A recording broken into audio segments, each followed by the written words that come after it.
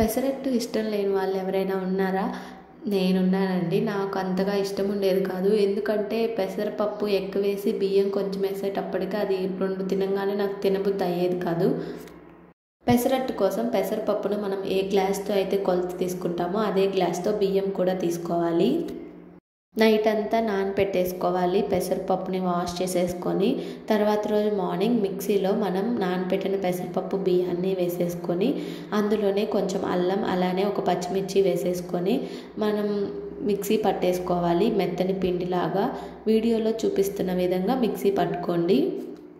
Mixie పట్టిన పిండిని ఒక గిన్నెలో వేసేసుకోవాలి. నేను 2 సార్లుగా మిక్సీ పట్టాను. పిండిలో రుచికి తగ్గట్టుగా ఉప్పును యాడ్ చేసేసుకోవాలి. అలానే పిండి కొంచెం గట్టిగా ఉంటే మనం చూసుకొని కొంచెం వాటర్ కూడా యాడ్ చేసేసుకోవాలి.